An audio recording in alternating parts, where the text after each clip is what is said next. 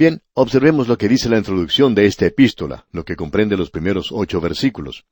Y en los primeros 2 versículos del capítulo 1 leemos: Pablo, apóstol de Jesucristo por la voluntad de Dios, y el hermano Timoteo, a los santos y fieles hermanos en Cristo que están en Colosas, gracia y paz sean a vosotros, de Dios nuestro Padre y del Señor Jesucristo. De seguro que usted reconoce que esta introducción es algo familiar. Ya la hemos visto en 2 o 3 oportunidades en las epístolas de Pablo. Él no se aparta mucho de eso. Sin embargo, necesitamos prestar atención a lo que aquí se dice en cada oportunidad en que la leamos. No vamos a entrar en mucho detalle. Pablo se llama a sí mismo apóstol de Jesucristo, y siempre dice, por la voluntad de Dios. Pablo, amigo oyente, estaba en la voluntad de Dios cuando él era un apóstol. Y la pregunta importante que nosotros nos debemos hacer hoy es, ¿estamos nosotros en la voluntad de Dios cuando estamos sirviendo a Cristo? ¿Está usted, amigo oyente, seguro que se encuentra en el lugar apropiado? ¿Está seguro que está haciendo la cosa apropiada? Creemos que cada creyente es llamado a actuar en el cuerpo de los creyentes, y es importante el actuar de la forma apropiada. Tenemos demasiadas personas haciendo cosas hoy que no deberían estar haciendo. Esas personas piensan, tengo que ocuparme en hacer algo similar a lo que el hermano fulano de tal está haciendo. Amigo oyente, con toda certeza que nuestros dones son distintos. Todos nosotros tenemos dones distintos. Y creemos que vamos a actuar, vamos a funcionar un poco diferente. Pero debemos estar actuando. Y es maravilloso poder ver que este hombre Pablo, es un apóstol por la voluntad de Dios. Fue Dios quien le hizo a él un apóstol. Ahora, ¿le puso Dios a usted, amigo oyente, en el lugar donde se encuentra? Quizá en los negocios. Amigo oyente, cuando usted está en la voluntad de Dios, sentirá una profunda satisfacción. Luego Pablo sigue diciendo aquí en su introducción, a los santos y fieles hermanos. Ahora, ¿quiénes son los fieles hermanos? Bueno, son los creyentes. Los santos y los fieles hermanos son lo mismo. Pablo no está hablando aquí de 2 grupos diferentes de personas. Nosotros no somos santos por lo que hacemos, sino debido a nuestra posición. Esa palabra quiere decir separados para Dios. A aquellos, pues, que han sido separados para Dios, y que son creyentes, y estos son los mismos, a esos es a quien se está refiriendo Pablo. Ellos están en Cristo, esa es su posición, pero están ubicados en Colosas. Y lo importante, amigo oyente, no es dónde usted está, sino en quién está usted. Eso es lo que verdaderamente importa. Comenzamos hoy nuestro estudio, amigo oyente, en el capítulo 1 de esta epístola del apóstol San Pablo a los Colosenses, y lo haremos considerando nuevamente el versículo 2, ya que no finalizamos el estudio de este versículo en nuestro programa anterior. Nos encontramos en la introducción de la epístola a los Colosenses. Encontramos a Pablo aquí escribiendo esta introducción que podríamos llamar estereotipada. Usted la puede encontrar en otras epístolas. Él dirige esta carta a los santos, y como dijimos anteriormente, estos santos son aquellos que han sido separados para Dios. Él no está haciendo ninguna diferencia aquí entre los santos y los fieles, ya que fieles quiere decir que ellos son hermanos creyentes. Y hermanos creyentes son lo mismo que fieles hermanos. Ellos están en Cristo. Y ya hemos considerado eso en varias oportunidades anteriores, así es que lo dejamos de lado por ahora. Pero el énfasis aquí se da a la persona de Cristo. Y luego dice que están en Colosas. O sea, esa es la ubicación y es bueno, es importante que tengamos una dirección aquí en la tierra. Pero también debemos tener una dirección allá en el cielo, en Cristo. Pablo en su introducción habla en un estilo muy formal. Dice, gracia y paz sean a vosotros, de Dios nuestro Padre y del Señor Jesucristo. Usted debe conocer la gracia de Dios para poder experimentar la paz de Dios. Él dice que es de Dios nuestro Padre y del Señor Jesucristo. En realidad, en los mejores manuscritos no aparece esa expresión de y del Señor Jesucristo. Y eso, amigo oyente, es muy importante de notar porque la herejía que Pablo está contraatacando era el gnosticismo, la primera herejía en la iglesia, y estos eran de la rama de los esenios, y ellos relegaban a Dios a un lugar muy apartado del hombre, y uno tenía que pasar a través de emanaciones para poder acercarse a Dios. ¿Ha notado usted, amigo oyente, que todas las religiones paganas y la mayoría de los cultos o sectas también tienen cierta clase de ábrete sésamo antes de que uno pueda llegar a Dios? Pues bien, Pablo deja bien claro esto aquí, que lo que dice es directamente de Dios nuestro Padre, y nosotros podemos ir directamente a Él. Ahora, en el versículo 3 de este capítulo 1 dice Pablo, siempre orando por vosotros, damos gracias a Dios, Padre de nuestro Señor Jesucristo. Nosotros vamos directamente a Dios. Uno no tiene que pasar por ninguna clase de emanación para poder hacerlo. Si usted está en Cristo Jesús, amigo oyente, entonces tiene entrada. Ese es uno de los beneficios de ser justificado por la fe. Es este acceso a Dios, es por medio de nuestro Señor Jesucristo. Y eso se nos presenta aquí de una forma muy clara. Y luego dice, siempre orando por vosotros. Ahora, si usted está haciendo una lista de oración del apóstol Pablo, tiene que anotar a los colosenses porque él siempre oraba por ellos. Estaban en su lista de oración. Y ahora dice en el versículo 4, habiendo oído de vuestra fe en Cristo Jesús, y del amor que tenéis a todos los santos. Y queremos enfatizar esto muy particularmente aquí. Él va a hablar acerca de las cosas buenas de esta gente, y él coloca junto aquí, como usted puede notar, la fe, el amor y la esperanza. Usted puede darse cuenta de esto al leer el versículo 5. Note usted lo que dice. A causa de la esperanza que os está guardada en los cielos, de la cual ya habéis oído por la palabra verdadera del Evangelio. Y debemos agregar que esto de la palabra verdadera del Evangelio se refiere al contenido del Evangelio, a las grandes verdades que pertenecen al Evangelio de la gracia de Dios. Hay otra cosa de importancia que debemos notar aquí. Pablo está hablando aquí de las cosas buenas de esta gente, y con razón. Ellos tenían fe hacia Dios, y eso es para el pasado, ya que la fe descansa sobre hechos históricos. Amigo oyente, usted no ha escuchado el Evangelio, a no ser que haya escuchado algo en qué creer, no algo que hacer, algo en qué creer. Es lo que Él hizo por usted y por mí hace más de 2000 años. La fe es por el oír, y el oír por la palabra de Dios. No es un salto en la oscuridad. Es algo que descansa sobre hechos históricos y es creyendo en Dios. Ahora eso es para el pasado, pero hay amor para el presente. Y usted puede notar que él habla de eso en la segunda parte del versículo 4, donde dice, y del amor que tenéis a todos los santos. Y amigo oyente, creemos que no tiene ningún sentido hoy el hablar de lo fundamentales que somos, y luego pasar nuestro tiempo crucificando a los demás hermanos, tratando de encontrar faltas en ellos, tratando de llamarles algo menos de lo que usted es, porque usted es un santo maravilloso, y ellos simplemente no han podido alcanzar ese nivel tan elevado suyo, y ellos no se han separado de la misma manera en que usted se ha separado. Amigo oyente, el mundo hoy no está interesado en esa clase de cosas. El mundo quisiera saber si nos amamos los unos a los otros. Y la hipocresía hoy del fundamentalismo es que le gusta derribar a algún hermano y muestra muy poco amor en muchos lugares. Hay muchos hombres que están en desacuerdo sobre una cosa u otra, y no podemos desear que todos ellos sean perfectos de ninguna manera. Así es que uno debe soportarles y también debe orar por ellos. Cierto hombre se acercó en cierta ocasión a un predicador y comenzó a conversar con él, y en el curso de la conversación comenzó a criticar duramente a uno de los líderes cristianos, y en cierto sentido el predicador tampoco estaba en completo acuerdo con algunas de las cosas que aquel líder hacía. Sin embargo, el Espíritu de Dios estaba usando a aquel líder de una forma muy poderosa. De modo que el predicador le preguntó a este hombre que estaba criticando, le dijo, ¿ha orado usted alguna vez por este hombre? A lo cual él le respondió, por supuesto que no. Bueno, le dijo el predicador, creo que debería hacerlo. Creo que usted debería orar por él porque Dios lo está usando. El Espíritu de Dios le está usando. Y amigo oyente, estos colosenses tenían algunas cosas buenas y tenían fe hacia Dios. Tenían una fe sólida, eran fundamentalistas y ellos también tenían amor por los hermanos y eso es algo importante. Y eso también es para el presente, como podemos apreciar. Aquí también encontramos esperanza para el futuro.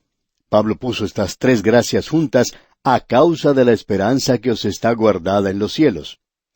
Me gustaría que usted notara una cosa. En el capítulo 13 de la primera epístola a los Corintios, Pablo presenta estas tres cosas, pero de una forma un poco diferente. Dice, y ahora permanecen la fe, la esperanza y el amor, estos tres. Él coloca la esperanza en el segundo lugar y el amor en el último lugar. ¿Por qué? Porque el amor es la única cosa que permanecerá. Es lo único que no es solo para el presente, sino que durará en la eternidad. Así es que necesitamos comenzar a exhibir eso aquí en la tierra. ¡Cuán maravilloso es eso, amigo oyente! Ahora, en la primera parte del versículo 5 dice, como acabamos de leer, a causa de la esperanza que os está guardada en los cielos. Y esa esperanza es la bendita esperanza, mirando hacia la venida de Cristo, y nosotros debemos amar su venida también. Luego dice, de la cual ya habéis oído por la palabra verdadera del Evangelio. Ahora, el Evangelio es un Evangelio sencillo, eso es cierto, y a usted se le pide que crea en ciertos hechos, pero hay muchos hechos que están relacionados con el Evangelio. Él tuvo un nacimiento virginal, realizó milagros, Él es el Dios hombre, y Él murió sobre la cruz, fue sepultado y resucitó. Él ascendió nuevamente al cielo. Él envió al Espíritu Santo al mundo en el día de Pentecostés para que formara la iglesia. Y hoy Cristo está sentado a la diestra de Dios. Ahora esa posición se nos da por el hecho de que nuestra redención ha sido completada. Y se nos dice que entremos en ese descanso que Él ofrece a aquellos que vienen a Él. Pero Él tiene un ministerio de intercesión presente por nosotros, y pienso que también otros ministerios. Y luego Él regresará otra vez. Y todo eso es parte de ese glorioso Evangelio, del contenido del Evangelio, como lo muestra Pablo aquí. Luego Él dice en el versículo 6, en su primera parte, que ha llegado hasta vosotros, así como a todo el mundo. Esa es una declaración bastante fuerte, como nos podemos dar cuenta. El Dr. Vincent, un gran expositor de la epístola a los Colosenses, como de otras también, cree que es una forma retórica de expresar esto. Es una hipérbole. Y queremos ser honestos con usted, amigo oyente, y decir que tenemos dificultad en aceptar eso. ¿Quiere usted decir, Pablo, que el Evangelio, en esta época en particular, cuando se encontraba en la prisión de Roma, había alcanzado ya a todo el mundo? Bueno, eso es lo que Pablo dice, y pensamos que debemos tomarlo literalmente. Y creemos que Pablo quiere decir lo que dice. Y uno no se da cuenta de lo correcto que es esto hasta cuando puede contemplar en la ciudad de Sardis de Turquía parte del camino romano que ha sido excavado en esa zona. Ese es el camino por el cual llegó Pablo al país de Galacia en su camino hacia Éfeso. Y allí, por 3 años, se predicó el Evangelio y la gente que se encontraba allí venía de todas partes del Imperio Romano. El Evangelio había llegado antes que Pablo a Roma, ya que él no fue a esa ciudad sino hasta cuando fue tomado prisionero, y el Evangelio estaba siendo predicado a través del Imperio Romano. La palabra que se utiliza aquí es cosmos, y quiere simplemente decir el Imperio Romano de aquel día. Quiere decir que el Evangelio en ese tiempo había penetrado a los lugares más alejados del Imperio Romano. Había cruzado hasta la Gran Bretaña y había llegado a otros lugares. Y cada parte del Imperio Romano había oído el Evangelio en esa época en particular. Amigo oyente, esos apóstoles primitivos, antiguos, siempre estaban andando. Y no nos gusta el tratar de criticarlos. Y aquí dice que se predicó a todo el mundo romano. Y Pablo agrega, y lleva fruto. Y donde se predica el Evangelio llevará fruto, amigo oyente.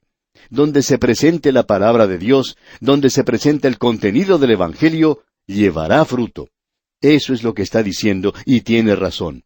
El autor de estos estudios bíblicos, el Dr. J. Vernon McGee, decía, debo confesar que mi fe era un poco débil con este programa radial. Yo estaba determinado a presentar la palabra de Dios, pero, hablando honradamente, esperaba fracasar rotundamente. Y la sorpresa más grande de mi vida fue que Dios bendijo su palabra. Nunca antes me había sorprendido tanto. Pensaba que me dejaría solo, pero no fue así. Él me dijo que iba a bendecir su palabra, y usted puede contar con ella.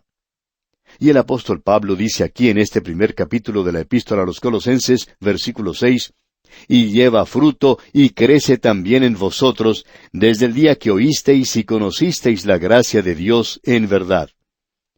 Nos sorprende mucho el ver la cantidad de cartas que recibimos y gente que nos dice que ha llegado a conocer a Cristo a través de este débil ministerio radial nuestro. Pero amigo oyente, Dios bendice su palabra, y eso no solo lo creemos, sino que lo sabemos. Y no estamos dispuestos a discutir o argumentar sobre esto con ninguna persona. Alguien quizá puede venir y decirnos, yo no creo que la Biblia sea la palabra de Dios. Y nosotros decimos, ¿no lo cree? Y nos dicen, bueno, ¿no quiere discutir sobre este asunto? Y vamos a responder que no. Y se preguntan por qué, vamos a decir, porque sabemos que es la palabra de Dios. No lo creemos, sino que lo sabemos.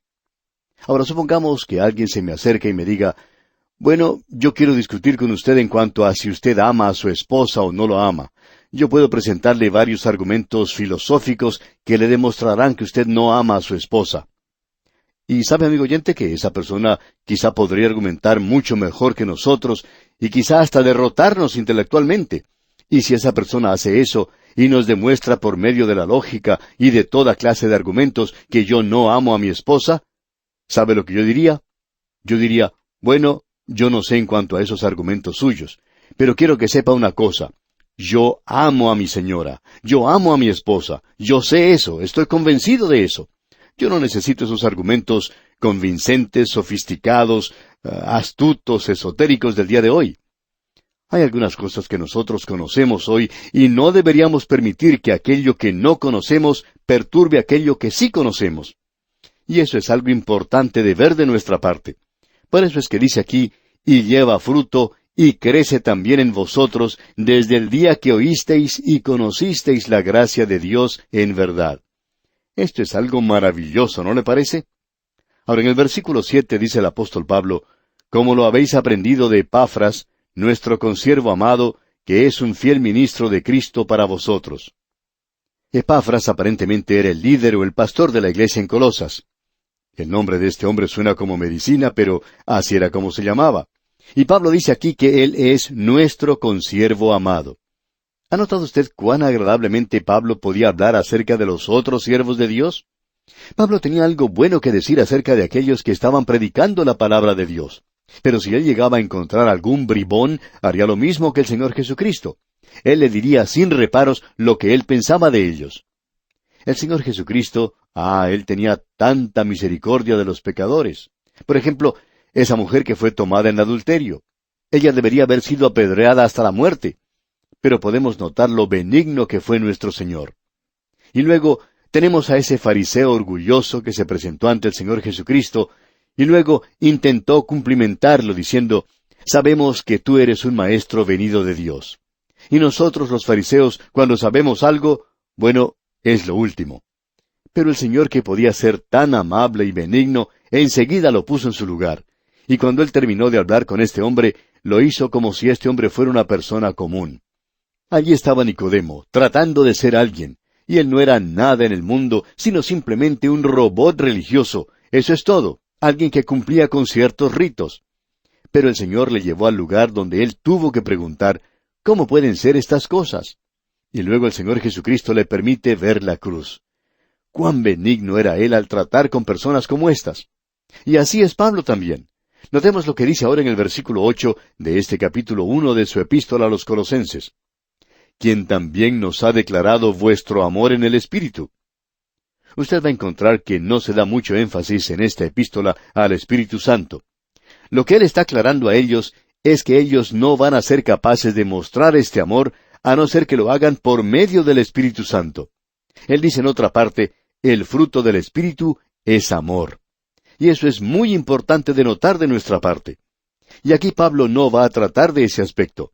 Él va a hablar de la persona de Cristo, y cuando él lo hace, entonces el Espíritu Santo tomará las cosas de Cristo y nos las mostrará. Eso es lo importante de ver aquí. Y ahora estamos entrando en eso, digamos de paso. Ya hemos dejado la introducción y entramos a la oración del apóstol Pablo. Aquí tenemos una de las oraciones más hermosas de la Escritura. Y creemos que esta es una de las oraciones que toca todos los puntos importantes, y usted podrá notar las cosas por las cuales ora Pablo. Lo interesante es que hoy encontramos a personas orando por estas cosas, y Pablo deja muy en claro que nosotros ya tenemos esas cosas. El doctor Ironside comenta sobre ciertas oraciones que dicen lo siguiente: te rogamos, Padre, que perdones nuestros pecados y nos laves en la sangre de Jesucristo, que nos recibas en tu reino. Danos tu Santo Espíritu y sálvanos por amor a Cristo. Amén. ¿Sabía usted, amigo oyente, que Dios ya ha contestado cada una de esas peticiones? Dios nos ha perdonado por todas nuestras culpas. Nosotros ya hemos sido limpiados por la sangre de Cristo. Él ya nos ha llevado de este reino de tinieblas al reino del sol de su amor. Y Él nos ha sellado con el Espíritu Santo. Y si cualquiera no tiene al Espíritu de Cristo, Él no le pertenece, dice la Escritura. Él nos ha salvado eternamente desde el mismo momento en que creemos al Evangelio. Lo que tendríamos que hacer nosotros es darle las gracias por lo que ha hecho, en lugar de pedirle que lo haga. En lugar de decir, te pedimos que hagas esto, deberíamos decir, te damos gracias porque ya has hecho eso. Escuchemos ahora la oración de Pablo. Él dice aquí en el versículo 9, por lo cual también nosotros, desde el día que lo oímos, no cesamos de orar por vosotros, y de pedir que seáis llenos del conocimiento de su voluntad en toda sabiduría e inteligencia espiritual. Esto es magnífico. Esto es lo primero. Él oraba para que ellos fuesen llenos del conocimiento, y eso es epignosis. Amigo oyente, estas personas eran herejes. Ellos eran los gnósticos. Pretendían tener un conocimiento superior. Y Pablo dice aquí, no cesamos de orar por vosotros y de pedir que seáis llenos del conocimiento de su voluntad, que tengáis un superconocimiento. Los gnósticos se jactaban que ellos lo tenían, y Pablo aquí limita este conocimiento a la voluntad de Dios, y tiene que ser en sabiduría e inteligencia espiritual y conocimiento. Y la palabra sabiduría se presentará como 40 veces en esta carta. Y vamos a destacar esto cuando se presente otra vez. Notemos ahora lo que dice el versículo 10. En su primera parte se menciona otra cosa. Leamos. Para que andéis como es digno del Señor, agradándole en todo. Agradando a Dios. Y esto quiere decir que nosotros no nos vamos a estar inclinando ante los hombres o tratando de complacerlos. Y luego en la segunda parte del versículo 10 tenemos la tercera cosa. Llevando fruto en toda buena obra. Es decir, que el creyente es una rama que lleva fruto. Nosotros debemos producir fruto. Y al final de este mismo versículo 10 leemos, y creciendo en el conocimiento de Dios. El creyente no debe ser una persona estática, sino que tiene que ser viva y crecer en la palabra de Dios. ¿Y cuán importante es esto, amigo oyente? Sigamos adelante. En el versículo 11 tenemos la quinta cosa por la cual ora Pablo. Allí dice, fortalecidos con todo poder, conforme a la potencia de su gloria, para toda paciencia y longanimidad. Y la fuerza y el poder solo viene de Dios, y eso es producido por el Espíritu Santo en paciencia y longanimidad y gozo. Fortalecidos con todo poder, dice. Y notamos que dice también, para toda paciencia. Y luego dice en ese mismo versículo, y longanimidad. ¡Cuán maravilloso es esto, amigo oyente! Llegamos ahora a las cosas por las cuales Él da gracias. Y todas nuestras oraciones deberían estar llenas de acción de gracias. Notemos lo que dice el versículo 12. Con gozo, dando gracias al Padre que nos hizo aptos para participar de la herencia de los santos en luz. Dios, en su gracia, nos ha dado una herencia con los santos en luz. Y nosotros deberíamos asirnos de eso, agarrarnos de eso, creer en Dios. La segunda cosa es mencionada en el versículo 13, donde dice, el cual nos ha librado de la potestad de las tinieblas y trasladado al reino de su amado Hijo. Nosotros hemos sido librados del reino de Satanás. Estábamos muertos en delitos y pecados, andábamos según el mundo, y ahora hemos sido trasladados al reino de su amado Hijo. De paso, digamos que este es el aspecto presente del reino de Dios aquí en la tierra. El único lugar donde podemos tener el reino de Dios es sobre la tierra. Usted no lo puede edificar.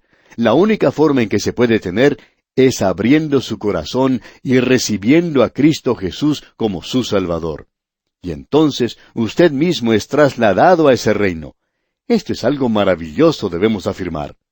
Y en el versículo 14 se nos dice, en quien tenemos redención por su sangre, el perdón de pecados. Esto es algo realmente maravilloso. Nosotros hemos sido trasladados y ahora tenemos perdón. Y esto siempre está relacionado, como ya lo hemos dicho, con la sangre de Cristo. Dios no perdona el pecado de una forma arbitraria o sentimental. Y la redención aquí quiere decir que Él ya pagó el precio y nos ha librado de nuestra esclavitud. Tenemos aquí estas 5 cosas maravillosas, y aún así hay muchas personas que todavía hoy están orando para obtener estas cosas. Amigo oyente, estas cosas pueden ser suyas. ¿Por qué no le da gracias al Señor por ellas? Esa es la debida actitud que tiene que tener el creyente hoy.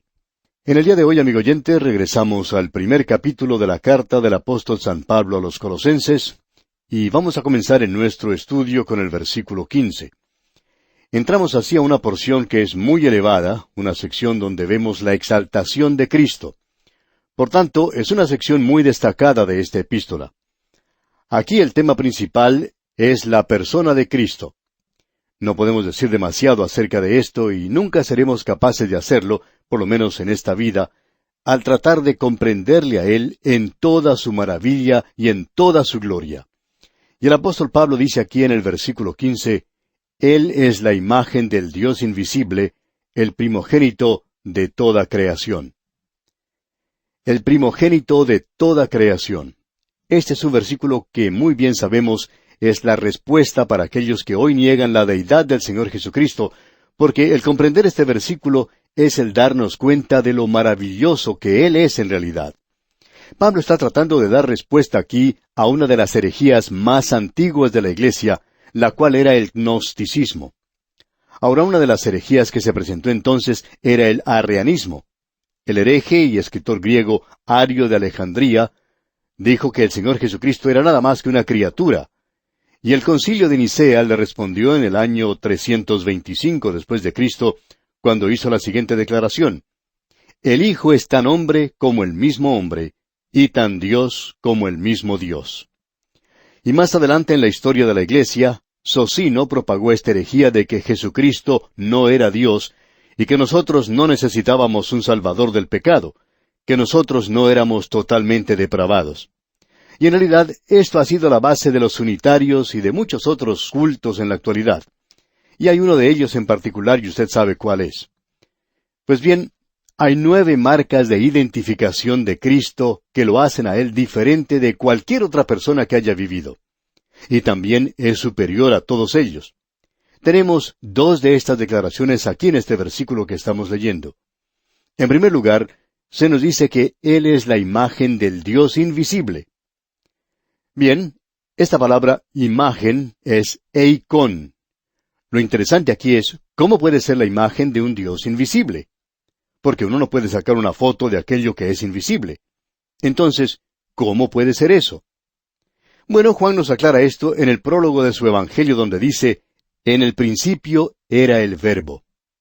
Y ese era el principio que no tiene principio, porque Él no tenía principio.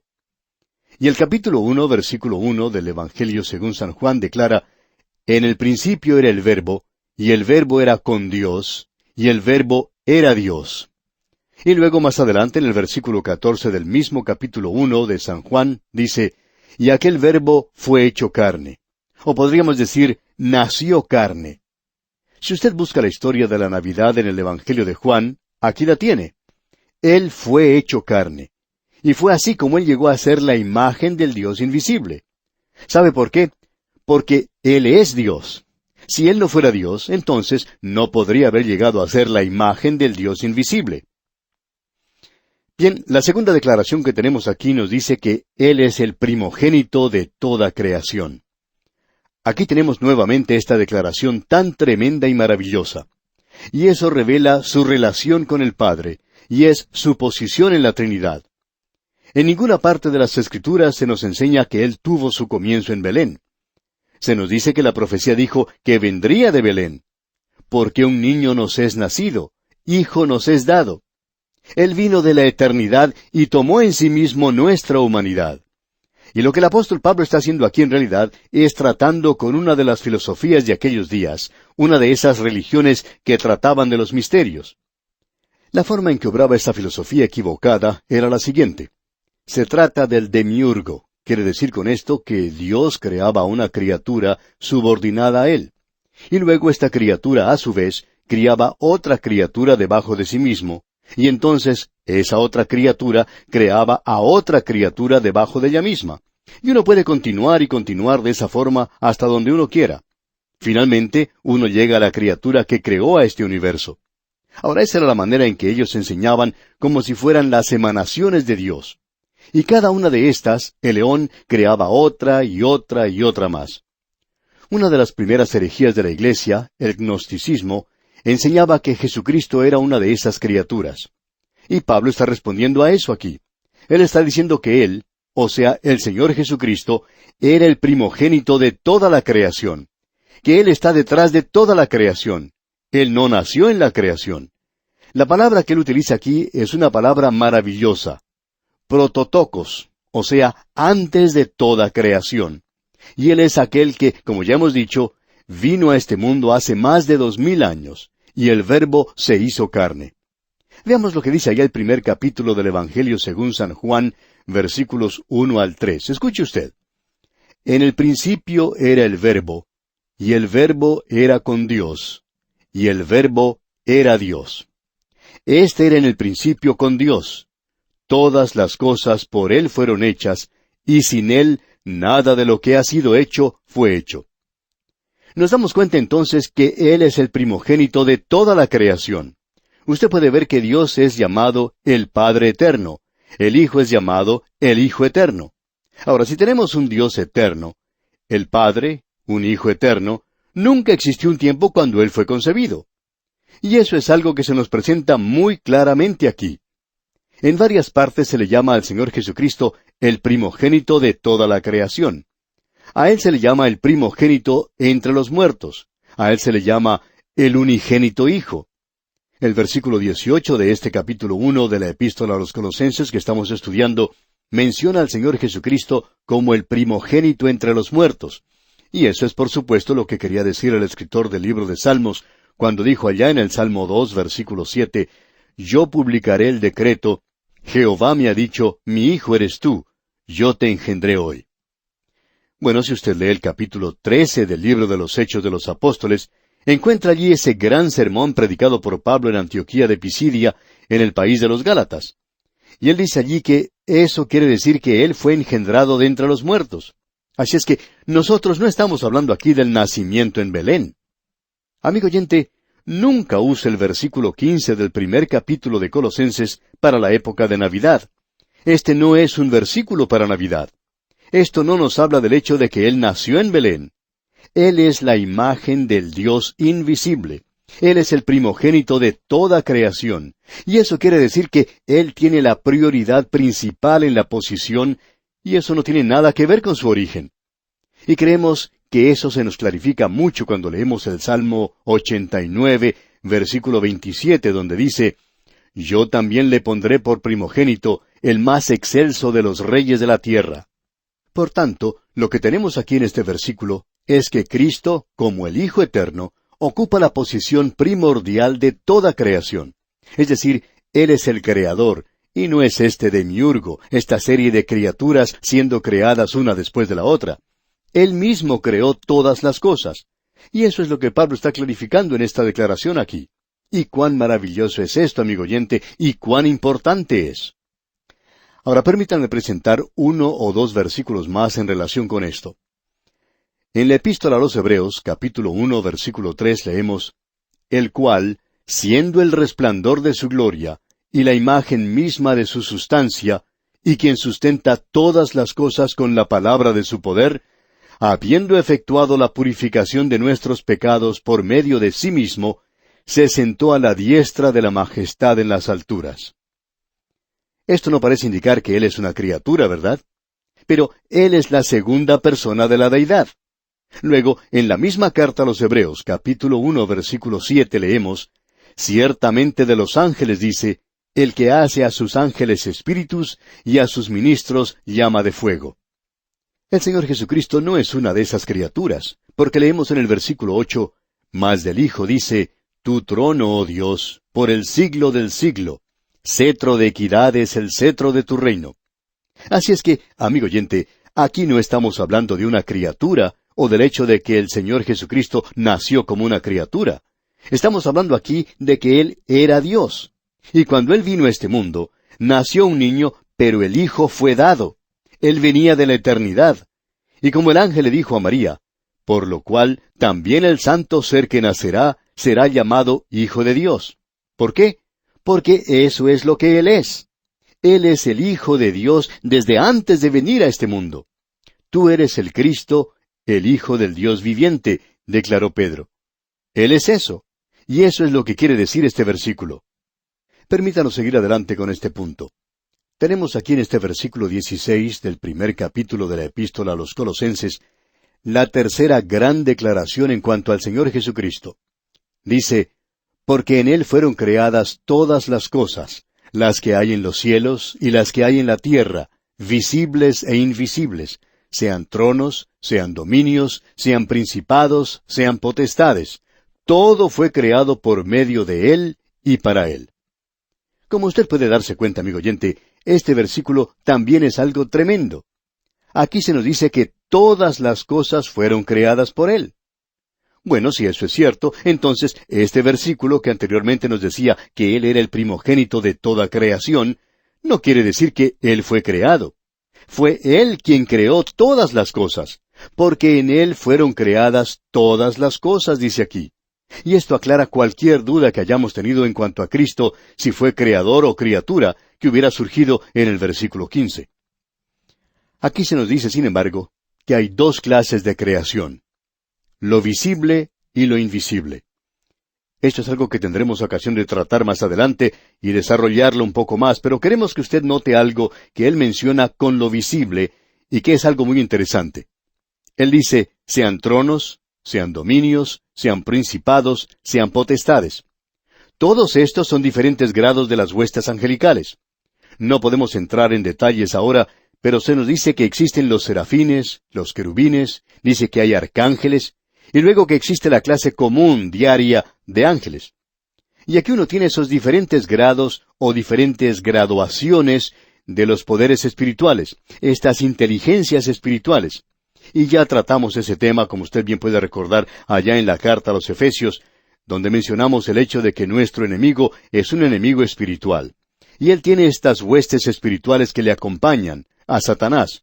Y estas que fueron con él fueron divididas de la misma forma.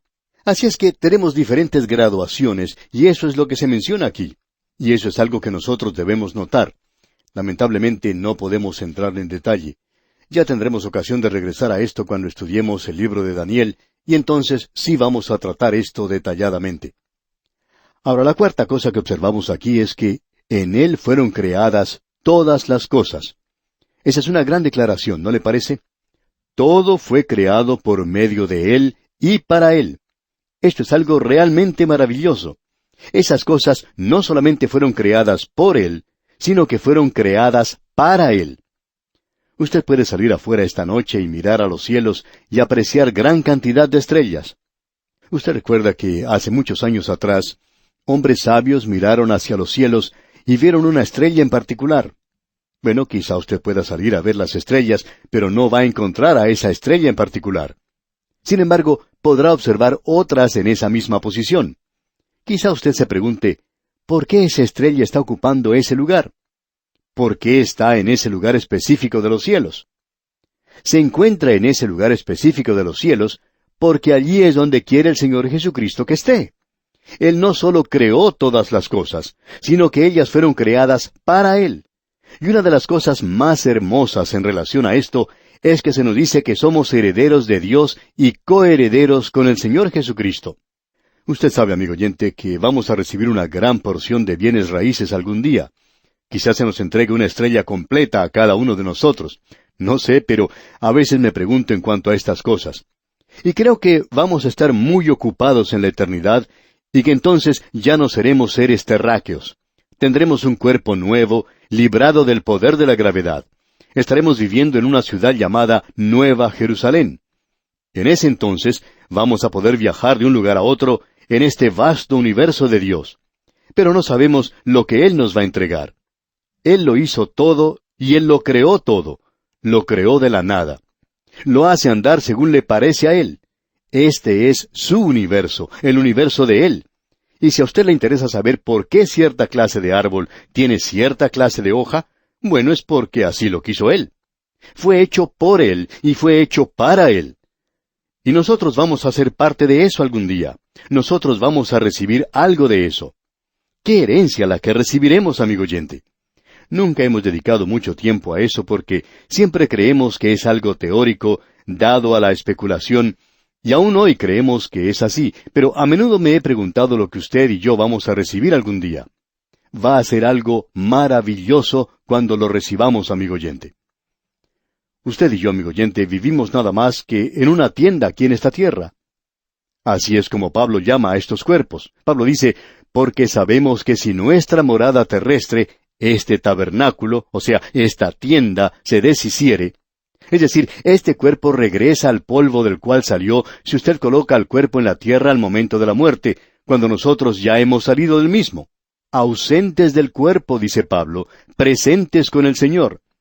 Nosotros estaremos en nuestro hogar con el Señor cuando nos ausentemos de este cuerpo terrenal, estos cuerpos viejos que tenemos en los cuales andamos aquí.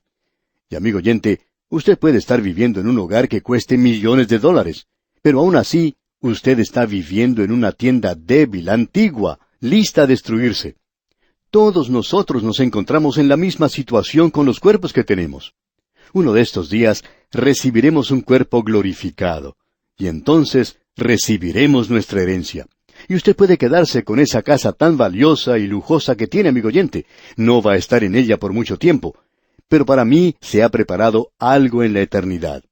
Y si usted es un hijo de Dios, también hay algo preparado para usted en la eternidad. Y me gusta mucho en la forma en que esto es expresado. Luego leemos en la primera parte del versículo 17 de este capítulo 1 de la Epístola a los Colosenses, y Él es antes de todas las cosas. Y eso indica que en Cristo, antes de su encarnación, moran todas las cosas. Y en el Cristo encarnado moran todas las cosas, porque en Él habita corporalmente toda la plenitud de la deidad. Eso se nos dirá más adelante en esta epístola. Nosotros seremos completos en Él. Él es antes de todas las cosas. Él es el Cristo antes de la encarnación. Luego en la segunda parte del mismo versículo 17 podemos leer, y todas las cosas en Él subsisten. Y eso quiere decir que Él mantiene todas las cosas juntas. Él es un buen pegamento en lo que se refiere a mantener a este universo unido. Hace algunos años, en nuestra época, el hombre realizó algo muy atrevido. El hombre desató el átomo. El Señor Jesucristo, cuando creó el átomo, ató a cada una de esas pequeñas partículas juntas, y el hombre realizó lo que llamó la división del átomo. Amigo oyente, él se encontró con una vasta fuente de poder. ¿Ha pensado usted alguna vez en el tremendo poder que existe en el átomo de este universo? El hombre puede hacer una bomba que probablemente ni usted ni yo podríamos levantar y hacer volar este universo, o destrozar este mundo en el cual vivimos, dejándolo hecho pedazos. ¿Ha pensado usted alguna vez en el tremendo poder que está atado en este vasto universo físico? ¿Quién mantiene a estas cosas unidas? Él no solo creó todas las cosas, amigo oyente, sino que todas las cosas en Él subsisten. Y eso, amigo oyente, es una gran tarea en sí misma, el de mantener todo esto junto. El Señor Jesucristo es quien hace eso. Y todas las cosas en Él subsisten. Y eso se menciona otra vez, amigo oyente, en el capítulo 1 de la Epístola a los Hebreos, versículo 3, donde dice, en el cual, siendo el resplandor de su gloria, la imagen misma de su sustancia, y quien sustenta todas las cosas con la palabra de su poder, habiendo efectuado la purificación de nuestros pecados por medio de sí mismo, se sentó a la diestra de la majestad en las alturas. Él sustenta todas las cosas. Él es una persona maravillosa, ¿verdad? Él es una persona gloriosa. Notemos ahora lo que se dice acerca de Él en el versículo 18 de este capítulo 1 de la Epístola a los Colosenses. Y Él es la cabeza del cuerpo que es la Iglesia, Él que es el principio, el primogénito de entre los muertos, para que en todo tenga la preeminencia. Aquí se nos dice nuevamente que Él es el primogénito, pero Él es el primogénito de entre los muertos. Eso es lo que tenemos en el Salmo 2 que ya hemos considerado. Y Él es la cabeza de la Iglesia. Eso lo vimos allá en la epístola a los Efesios, capítulo 1, versículo 22. Él es el primogénito de entre los muertos, y Él es el único que ha sido resucitado en un cuerpo glorificado. ¿Sabía usted que existe solo un hombre que ha sido resucitado con un cuerpo glorificado? Él es las primicias de los que duermen. Así es que, cuando usted pone a un ser amado en la tumba, a un ser amado que está en Cristo, es como si lo estuviera colocando en un hotel. Es como si lo colocara allí por unos pocos días, porque muy pronto llegará una mañana brillante. El cuerpo duerme. La persona ha ido a estar con el Señor. ¡Qué cuadro el que tenemos, amigo oyente! Y luego, cuando Él regrese a tomar a su iglesia y sacarla de este mundo, entonces, amigo oyente, ese cuerpo resucitará. Ha sido sembrado en corrupción, resucitado en incorrupción, y nosotros recibimos un cuerpo nuevo. Así que Él es la cabeza del cuerpo que es la iglesia. Él es el principio, el primogénito entre los muertos, para que en todo tenga la preeminencia. Hoy, amigo oyente, nos encontramos en una sección del primer capítulo de esta epístola a los Colosenses, en la cual estamos tratando con la persona del Señor Jesucristo. Y al comienzo, en el versículo 15, vimos que hay 9 cosas que identifican al Señor Jesucristo y que éstas le hacen a Él diferente, superior y único. No vamos a volver a mencionar estas cosas porque ya estamos al final de la lista. Y hoy vamos a comenzar nuestro estudio en la primera parte del versículo 18, donde finalizamos con esta lista y dice, «Y Él es la cabeza del cuerpo, que es la iglesia». Y esa es la clave, creemos, para la epístola a los Colosenses. Y permítanos decirle por qué. En la epístola a los Efesios, que es una epístola compañera a esta epístola a los Colosenses, tenemos que el énfasis se pone en el hecho de que la iglesia es el cuerpo de Cristo aquí en este mundo, y el énfasis se le da al cuerpo. Pues bien, aquí en la epístola a los Colosenses, el énfasis se le da a la cabeza del cuerpo, y esa cabeza es la persona de Jesucristo. Él es la cabeza de este cuerpo, y eso, según creemos, es una declaración importante que nosotros debemos notar. Si usted regresa a la epístola a los Efesios, puede encontrar allá en el capítulo 1, versículo 22, lo siguiente. «Y sometió todas las cosas bajo sus pies, y lo dio por cabeza sobre todas las cosas a la iglesia». Así que nos damos cuenta que estas 2 epístolas van juntas. Y en la epístola a los Filipenses, que va junto con estas otras, en lo que llamamos las epístolas del cautiverio, vemos a la iglesia con pies que camina a través de este mundo. Y la experiencia de la iglesia, la experiencia del creyente, es decir, lo que el creyente debe experimentar.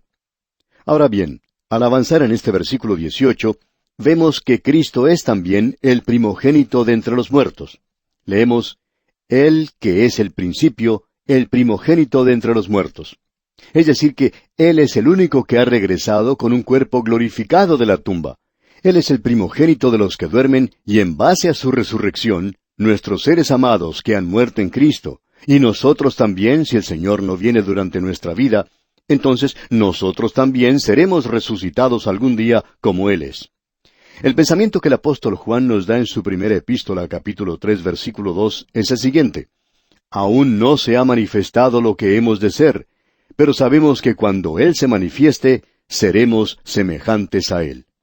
Y luego tenemos esta declaración aquí, que es la 8ª declaración que encontramos al final del versículo 18, y que nos dice, «Para que en todo tenga la preeminencia». Y esta es una declaración realmente maravillosa. En realidad, uno no puede pensar en algo más maravilloso que esto.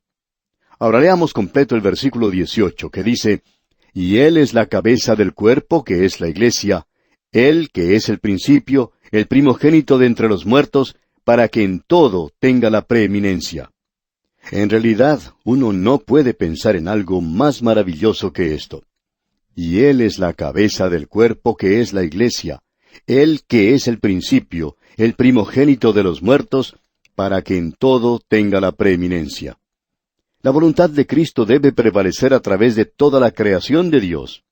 Esa era la intención de Dios.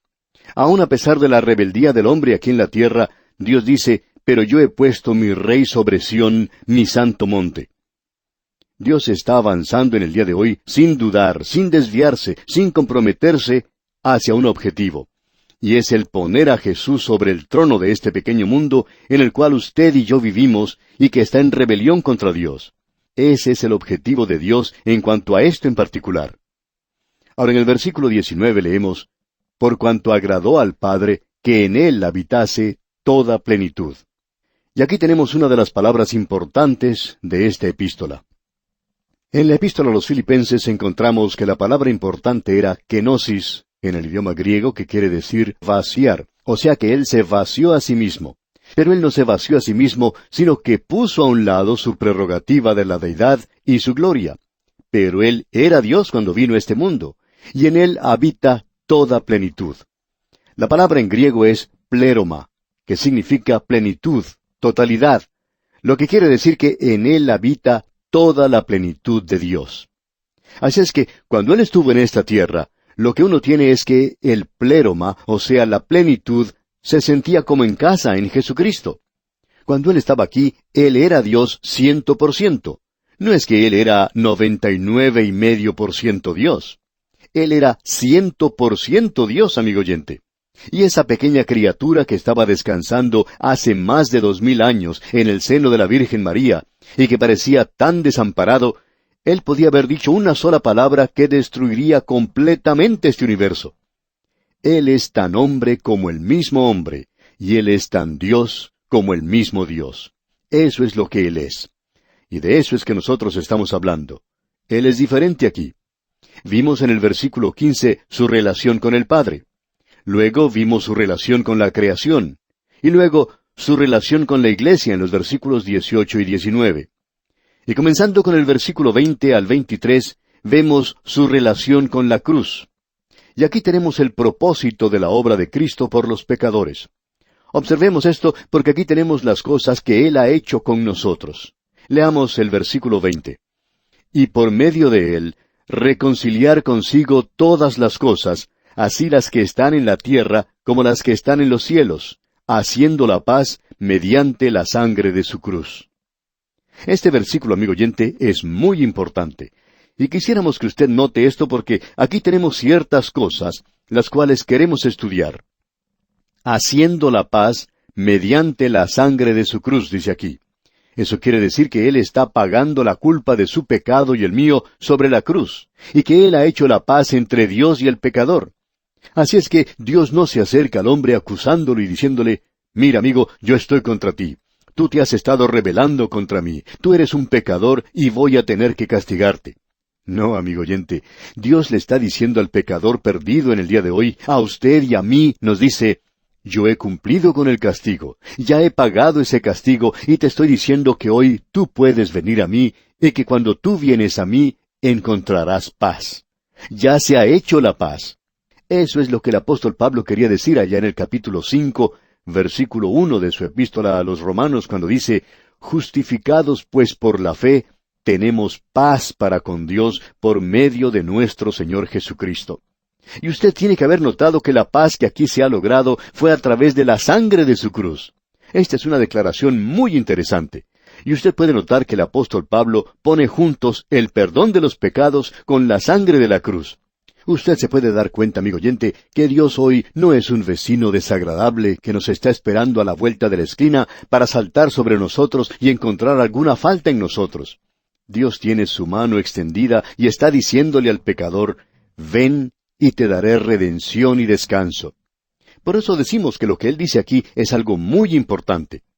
Haciendo la paz mediante la sangre de su cruz. Como usted puede ver, cuando Dios perdona, amigo oyente, siempre lo hace porque el castigo ya ha sido pagado. Él nunca perdona sino hasta cuando se haya pagado el castigo. Ya ha sido pagado el castigo por su pecado, amigo oyente. Por tanto, Dios le puede perdonar.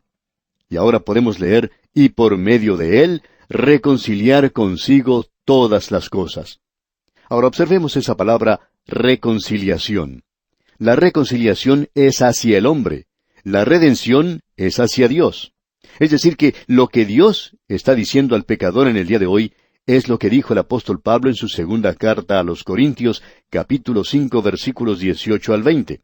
Y todo esto proviene de Dios, quien nos reconcilió consigo mismo por Cristo, y nos dio el ministerio de la reconciliación, que Dios estaba en Cristo reconciliando consigo al mundo, no tomándoles en cuenta a los hombres sus pecados, y nos encargó a nosotros la palabra de la reconciliación.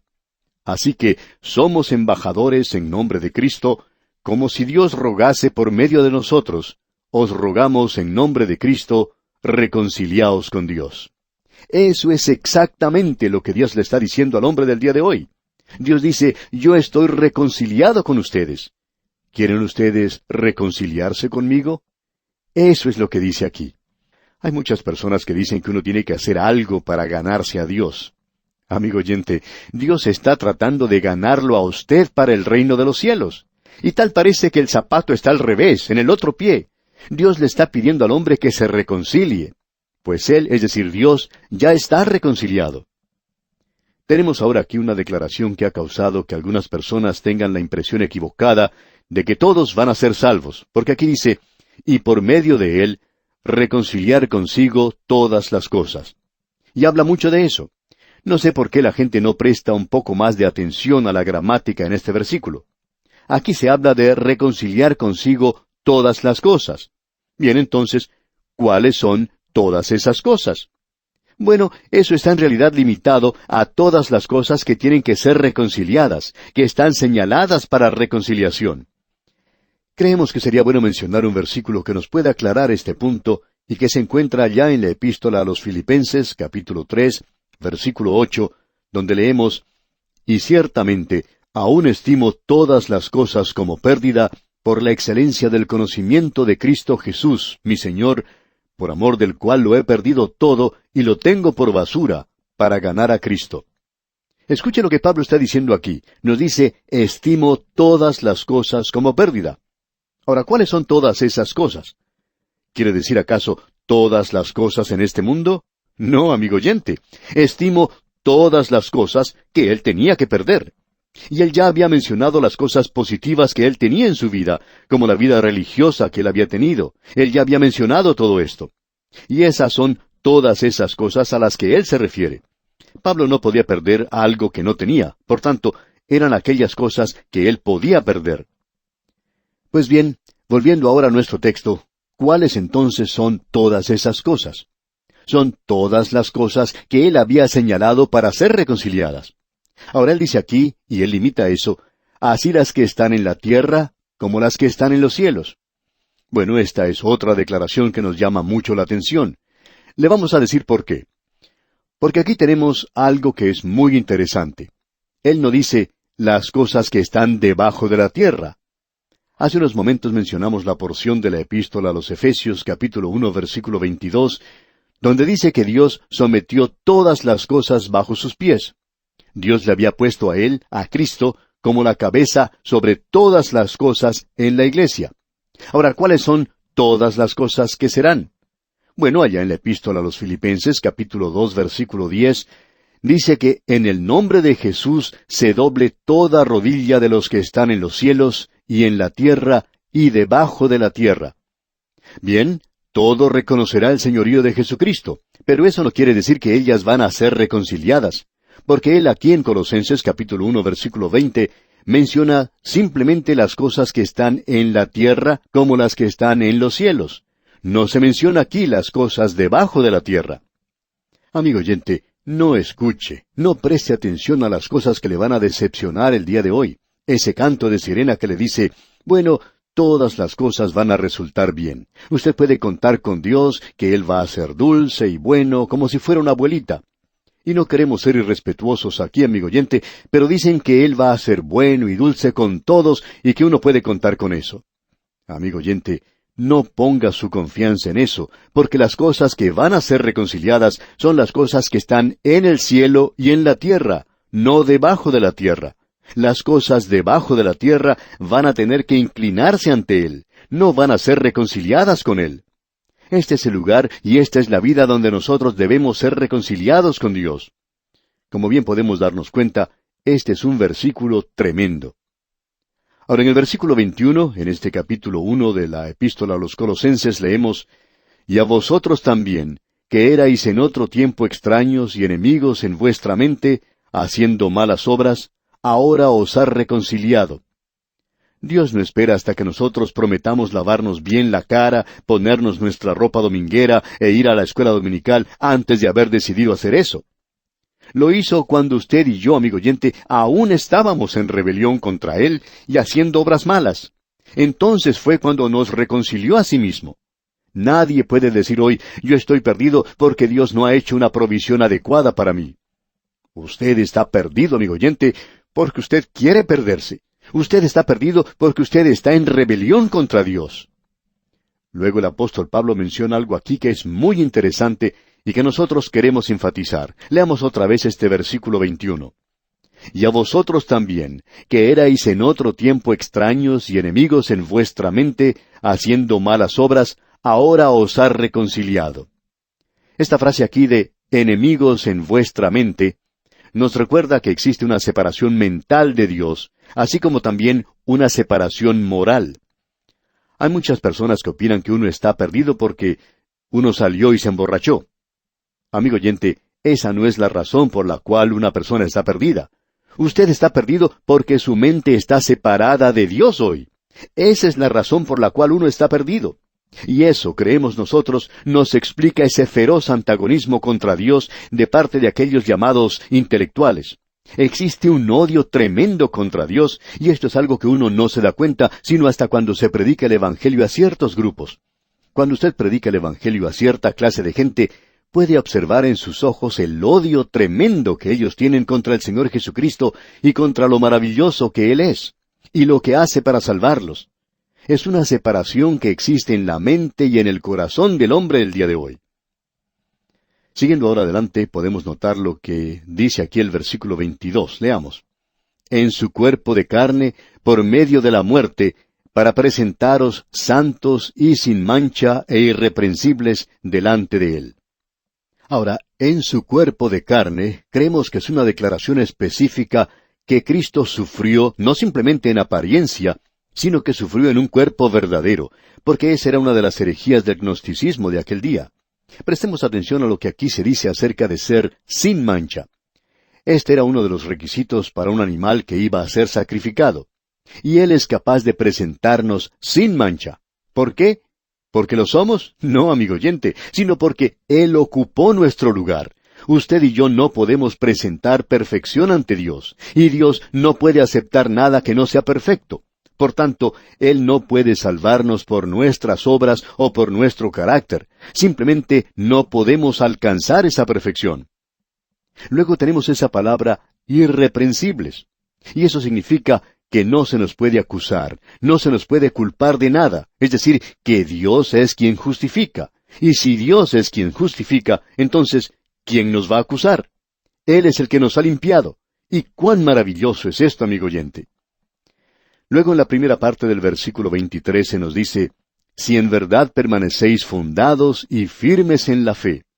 Este no es una cláusula condicional que se encuentra aquí y que se basa en el futuro. Él no está hablando de eso. Ese es el sí que hemos visto antes y que el apóstol Pablo acostumbra a usar. Este es el sí de un argumento. Esto no es algo que será si alguna otra cosa es, sino que es el sí de un argumento, y este sí del argumento, creemos, debe ser mirado de la siguiente manera, que no tiene referencia al futuro. No es algo que será si alguna otra cosa es, sino que es algo que fue si alguna otra cosa es. Es decir, si usted hoy es un hijo de Dios, y eso es lo que Él quiere señalar aquí. Si usted es un hijo de Dios, va a continuar en la fe, permanecerá fundado y firme. Y como dice el versículo 23 a continuación, y sin moveros de la esperanza del Evangelio que habéis oído. Usted no será movido si usted es un hijo de Dios en este instante. Y Pablo continúa en la parte final de este mismo versículo 23, que habéis oído, el cual se predica en toda la creación que está debajo del cielo, del cual yo, Pablo, fui hecho ministro. A Pablo siempre le gusta mirar hacia el pasado y destacar este glorioso privilegio que él tenía de ser un ministro de Jesucristo. Y amigo oyente, consideramos eso como el honor más grande que se le pueda dar a una persona. Y cada día le damos gracias a Dios por el privilegio que nos ha dado de presentar su palabra. No creemos que exista algo igual o superior a esto.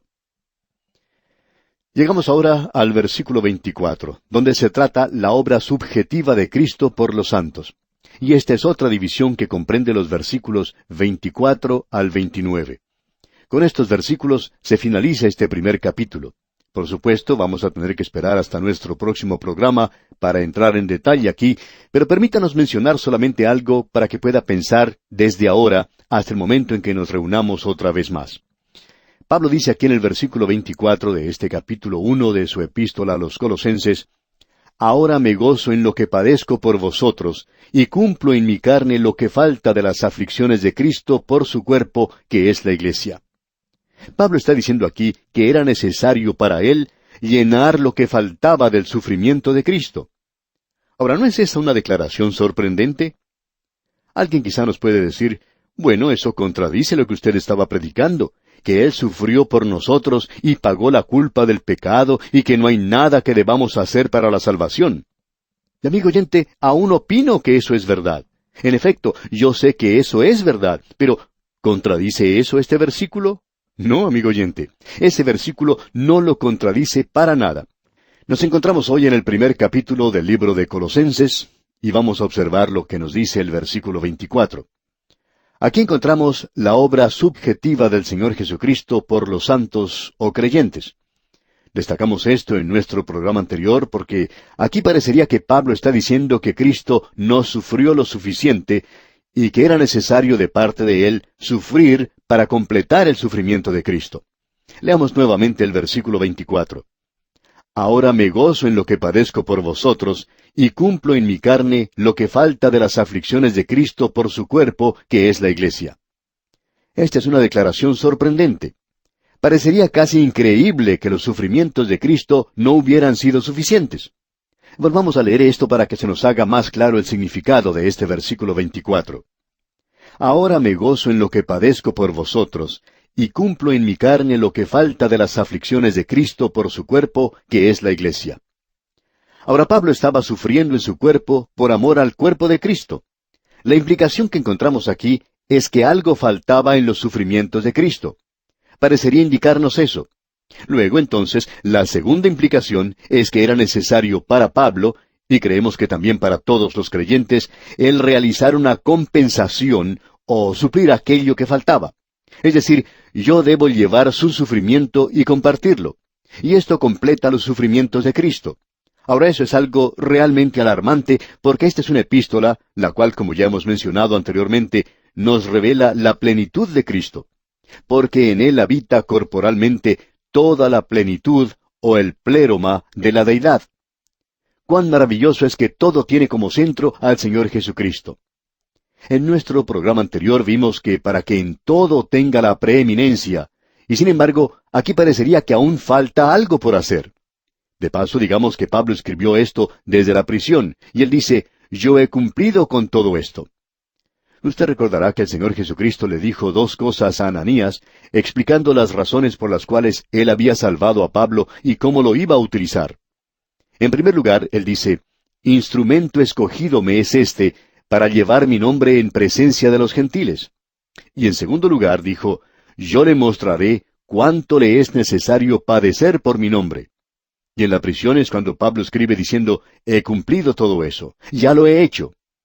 Ahora quisiéramos decir en este instante, al comenzar este programa, que podemos apreciar en este muy disputado versículo, y nos apresuramos a decirlo, que los sufrimientos de Pablo no proveen redención.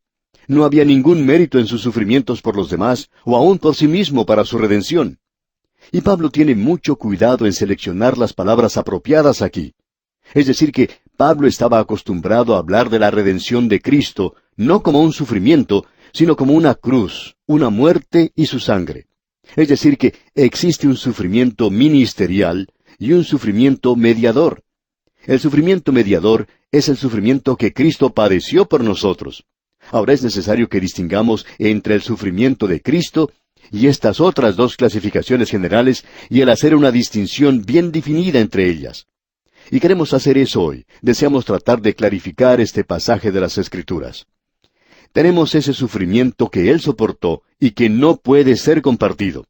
Y luego tenemos el sufrimiento de Cristo que Él soportó y que puede ser compartido. Pues bien, observemos ahora el sufrimiento de Cristo que no puede ser compartido porque existe una línea divisoria muy bien definida entre los dos. En primer lugar, Él sufrió como un hombre. Él era el Hijo del Hombre. El sufrimiento que es común a toda la humanidad cuando Él en su encarnación, hace más de 2000 años, nació en la ciudad de Belén. Y yo siempre me he preguntado si cuando Él nació, ¿lloró Él como lloran los pequeños nenitos cuando nacen en este mundo? Y pienso que sí. Él estaba cubierto con el vestido de esa frágil carne que usted y yo tenemos. Y en esa carne, Él podía sentir hambre, Él podía sentir sed, también Él podía sentirse solo. Él podía sufrir la angustia y el dolor y la pena. Y Él se podía dormir en un barco porque se sentía fatigado y cansado. Esos son sufrimientos humanos. Nosotros todos tenemos eso. Porque cada uno debe llevar su propia carga, nos dice Pablo. Hay cargas que debemos llevar nosotros solos. Nacemos solos, y así fue con Él. Y sentimos dolor solos. Hay ciertos problemas que usted y yo debemos enfrentar solos. Hay cierta pena o dolor que nos llega y que nadie puede compartir con nosotros. Cuando nos enfermamos, nadie puede ocupar nuestro lugar. Y así sucedió cuando uno de mis hijos que enfermó y tenía una fiebre de 40 grados centígrados. Al ver a este hijo padeciendo bajo esa fiebre, yo hubiera dado cualquier cosa por ocupar su lugar. Sin embargo, no lo podía hacer. Uno no puede compartir esa clase de cosas. Y amigo oyente, llegará la hora cuando usted y yo tengamos que pasar por el valle de sombra de muerte. Y humanamente hablando, morimos solos. Esa es la razón por la cual es tan maravilloso el ser creyentes y saber que Jesucristo está con nosotros en esa ocasión, porque ninguna otra persona puede pasar por esa experiencia con usted entonces. Así es que Jesucristo sufrió como hombre, como ser humano. Y luego tenemos el otro sufrimiento que Él no podía compartir. Él sufrió como el Hijo de Dios. Él se identificó a sí mismo con Dios. Ningún otro ser mortal ha podido jamás soportar o padecer lo que Él sufrió. Él fue hecho como sus hermanos y Él mismo sufrió. Pero Él sufrió como el Hijo de Dios. Ya hablamos bastante de esto cuando estábamos estudiando allá el Salmo 69, de cómo les aherían en sus canciones los bebedores de Nazaret. Cómo Él sufrió en ese lugar. Él dice que se había vestido con cilicio. Ah, amigo oyente, cuánto sufrió Él porque era el Hijo de Dios. Y luego usted recuerda que Él fue arrestado. Los soldados del sumo sacerdote se burlaban de Él. Colocaron un manto sobre Él, también una corona de espinas. Y luego jugaron un juego romano, conocido como la mano caliente. Le vendaron los ojos, y todos los soldados le golpeaban, y le preguntaban luego diciendo quién de ellos le había bofeteado y golpeado. Le golpeaban una y otra vez. Luego le quitaban la venda de los ojos y le preguntaban quiénes le habían golpeado. Y por supuesto, él nunca podía señalar la persona que le había golpeado. Y aun si lo hubiera hecho, ellos no hubieran aceptado su respuesta. Luego volvían a colocar la venda sobre sus ojos y volvían a hacer este juego y lo hacían una y otra vez. Y todos le golpeaban. El Señor Jesucristo fue golpeado, fue desfigurado más que ningún otro hombre. Creo que ellos le habían golpeado tanto su rostro que ni siquiera se podía reconocer antes de colocarle sobre la cruz. Él sufrió de una manera tal que ni usted ni yo, amigo oyente, vamos a tener que padecer. Y luego existe otro sufrimiento que Él padeció y que nadie puede compartir. Él padeció como el sacrificio por el pecado de este mundo. El Cordero de Dios que quita el pecado del mundo. Ahora no podemos entrar nunca en este sacrificio. Nosotros podemos apropiarnos de su muerte como el hecho que Él tomó nuestro lugar. Pero no podemos entrar en eso. Él fue a esa cruz solo. Él fue desamparado de Dios y de los hombres. Los soldados pusieron una corona de espinas sobre su cabeza, pero ellos hicieron eso con otras personas. Su sangre no fue la sangre de un mártir. Su sangre era la sangre del sacrificio. En esas últimas 3 horas, el hombre hizo lo peor que podía hacer. Y en esas últimas 3 horas, Dios hizo lo mejor. En esas últimas 3 horas, Él está colgado en una cruz de las 9 a las 12. En ese instante había mucha luz, y había gente que le rodeaba. Luego, desde las 12 hasta las 3 de la tarde, la hora nona, todo se oscureció, y Dios estaba haciendo lo mejor. Porque en ese momento, la cruz se convirtió en un altar sobre el cual el Cordero de Dios, Estaba quitando el pecado del mundo. Y Cristo padeció allí a causa de su pecado y el mío, amigo oyente. El justo por el injusto. Ese es un sufrimiento que ni usted ni yo podemos soportar. Y Él no lo puede compartir con ninguna otra persona, amigo oyente. Luego hay el sufrimiento de Cristo en el cual usted y yo podemos compartir. Y es de eso que Pablo nos habla aquí. Vamos a mencionar dos. Él padeció por la justicia. Hablando con los fariseos en el templo, el Señor dijo, «Pero ahora procuráis matarme a mí, hombre que os he hablado la verdad», allá en Juan 8:40. Piensa en eso, amigo oyente. Ellos buscaban matarle a Él porque Él estaba sufriendo por la justicia. Y se nos dice de una manera muy indirecta en la carta del apóstol Pablo al joven predicador Timoteo, en su segunda carta, capítulo 3, versículo 12, «Y también todos los que quieren vivir piadosamente en Cristo Jesús padecerán persecución». Amigo oyente, si usted va a vivir hoy por Dios, si usted va a tomar una posición por lo que es justo y por lo que es de Dios, entonces se dará cuenta que las otras personas lo van a dejar de lado. Hay muchos hombres que han sido puestos de lado cuando se distribuyen honores terrenales. El mundo maldice con débiles alabanzas al hombre de Dios y le alaba con débiles maldiciones. Así es como el mundo trata al hombre de Dios en el presente. Podemos observar, en cambio, cómo son alabados y ensalzados los atletas del mundo del entretenimiento en la actualidad.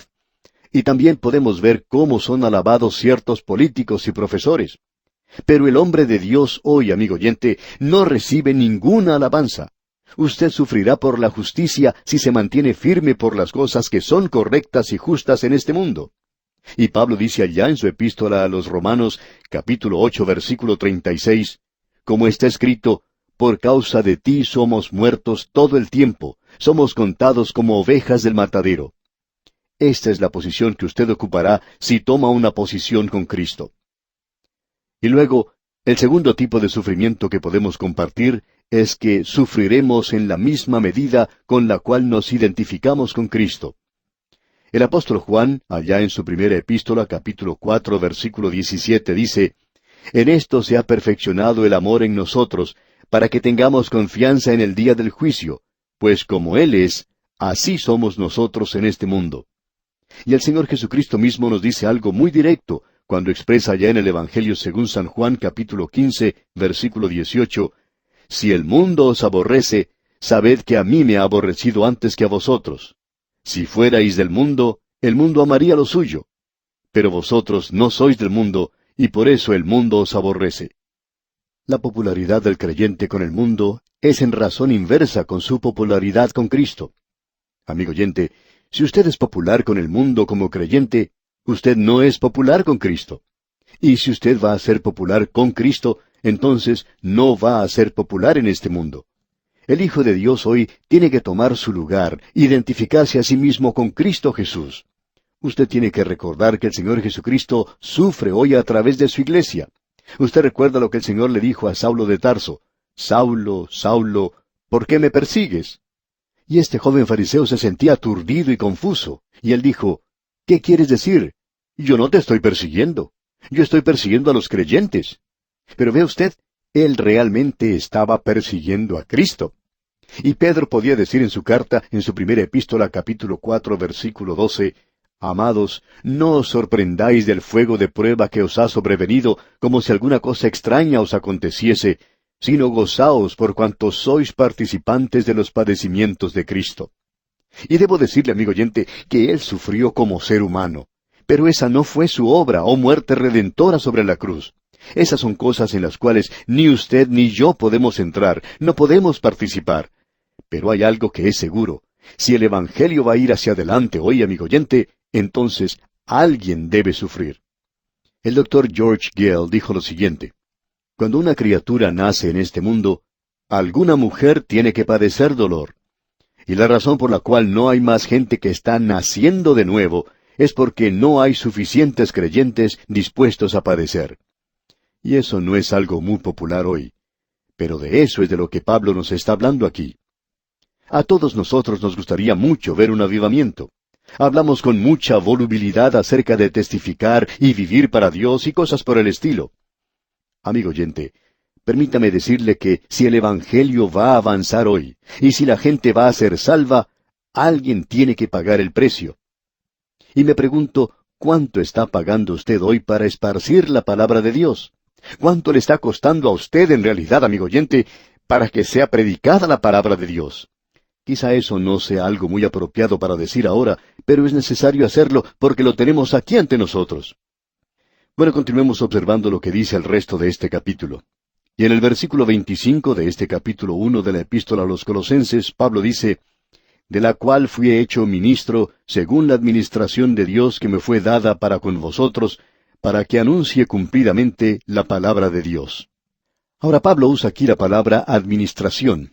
Y cuando estábamos estudiando la epístola a los Efesios, tratamos con esta palabra en gran detalle. La palabra administración es la palabra economía, aún por transliteración. Tenemos economía política, economía doméstica, y hay muchas economías diferentes por las cuales Dios trata con este mundo. Pero amigo oyente, siempre está basado en la redención del Señor Jesucristo. Antes de que Cristo viniera a este mundo, los hombres presentaban un pequeño cordero hacia su venida en fe, porque ellos no eran salvos por ese pequeño cordero. Ellos fueron salvos porque Cristo murió por ellos. No traiga ahora un cordero, porque eso es algo histórico, ya que Cristo ya ha venido a este mundo. Todo lo que usted tiene que hacer ahora es confiar en Él. Es por eso que Pablo puede decir, «de la cual fui hecho ministro según la administración de Dios». Esta nueva economía en la cual nosotros entramos, de la iglesia, que me fue dada para con vosotros. Eso es en realidad para los gentiles que se encontraban en Colosas, para que anuncie cumplidamente la palabra de Dios. Esto es algo que había estado oculto en el Antiguo Testamento, pero ahora Dios dice que el Evangelio debe ir a los gentiles. Y entonces dice aquí en el versículo 26 lo siguiente, «El misterio que había estado oculto desde los siglos y edades, pero que ahora ha sido manifestado a sus santos». Ya hemos visto lo que ese misterio era. Algo que no se había revelado en el Antiguo Testamento y que ahora es revelado. Vimos allá en la carta a los Efesios que el misterio no era que los gentiles serían salvos, sino que algo nuevo iba a ocurrir. Dios iba a colocar ahora a Israel en la misma base que los gentiles, que todos estaban perdidos, que todos habían pecado. Nadie podía alcanzar la gloria de Dios. Ahora Él está realizando algo nuevo. Él está hablando tanto a los judíos como a los gentiles, tomando a todas las razas, a todos los hombres, colocándolos en algo nuevo, y eso es la iglesia. Eso nunca había sido revelado antes en el Antiguo Testamento, pero ahora está siendo revelado. Y dice Pablo, el misterio que había estado oculto desde los siglos y edades, pero que ahora ha sido manifestado a sus santos. Pablo no era el único que había recibido esto como piensan algunas personas. Eso había sido revelado a los santos de aquel día. Y en el versículo 27 leemos, «A quienes Dios quiso dar a conocer las riquezas de la gloria de este misterio entre los gentiles, que es Cristo en vosotros, la esperanza de gloria». ¿Cuál era ese misterio? Es Cristo en vosotros, la esperanza de gloria. Es decir, que usted y yo, amigo oyente, hoy hemos sido llevados a algo completamente nuevo, y es la iglesia. Y la iglesia tiene una gloriosa perspectiva por delante. Hoy estamos en Cristo. En el momento en que usted confía en Cristo, el Espíritu Santo lo bautiza, lo coloca a usted en el cuerpo de creyentes. ¿Qué cosa más gloriosa, más maravillosa es esta, amigo oyente? Luego dice en la primera parte del versículo 28, «A quien anunciamos, amonestando a todo hombre y enseñando a todo hombre en toda sabiduría». El Evangelio no es lo que nosotros predicamos, sino a quién predicamos. Nadie ha predicado el Evangelio si no ha predicado a Cristo. Amigo oyente, Cristo es el Evangelio. Juan dijo que Cristo era la vida eterna. Juan dice, nosotros vamos a hacer conocer esta vida eterna. Hemos visto la vida eterna. ¿Y a quién vio Juan? A Cristo. Y amigo oyente, hoy o usted lo tiene a Él o no lo tiene. El Evangelio es Cristo mismo. Es lo que Él ha hecho por nosotros en su muerte, su resurrección y lo que hará por nosotros en el futuro. Leamos una vez más este versículo 28. «A quien anunciamos, amonestando a todo hombre y enseñando a todo hombre en toda sabiduría, a fin de presentar perfecto en Cristo Jesús a todo hombre». Ahora también hay algo más. Tenemos que enseñar. Creemos que hay dos cosas que como ministros debemos hacer hoy. Debemos predicar el Evangelio. Nosotros no solo hemos sido llamados para ganar a los pecadores a Cristo, sino también para salvarlos de la ira que vendrá. Eso es maravilloso. Pero yo debo buscar hoy que los hombres y las mujeres se conviertan en miembros fieles de una iglesia, la iglesia local. Y esa es la razón por la cual creo que debemos apoyar a tantos pastores por muchos países en el día de hoy. Estamos tratando de ayudar a las iglesias. Y lo hacemos porque, si no lo hacemos, no cumpliríamos con nuestro ministerio. Porque nosotros no solo tenemos que predicar el Evangelio, sino que debemos edificar a la gente para que ellos puedan llegar a ser buenos miembros de la iglesia, para que lleguen a ser fieles a ese lugar, para que crezcan en la gracia, para que ellos puedan llegar a servir a Cristo en la asamblea local. Eso es, amigo oyente, algo realmente maravilloso. Y Pablo dice ahora en el versículo 29, para lo cual también trabajo, luchando según la potencia de Él, la cual actúa poderosamente en mí. Esto es algo que creemos es muy personal y maravilloso. Él dice, esto es lo que yo estoy tratando de hacer, lo que estoy buscando hacer. Y esta palabra, luchando, quiere decir agonizando, según la potencia de Él, la cual actúa poderosamente en mí. Y ese debería ser el deseo de cada uno de nosotros que estamos trabajando por Cristo hoy, que Él obre poderosamente en nosotros, haciendo dos cosas: anunciando la palabra de Dios, el Evangelio, para que la gente sea salva, salva de la ira que vendrá, y luego para edificarlos en la fe. Bien, esas son las dos cosas que nosotros los ministros debemos hacer hoy. Esas son las dos cosas que la iglesia tiene que hacer hoy, y es algo muy importante. Bien, amigo oyente, vamos a detenernos aquí por hoy. Continuaremos, Dios mediante, en nuestro próximo programa. Le sugerimos, mientras tanto, leer el 2º capítulo de esta epístola a los Colosenses, para estar así bien informado cuando demos comienzo a este también importante capítulo.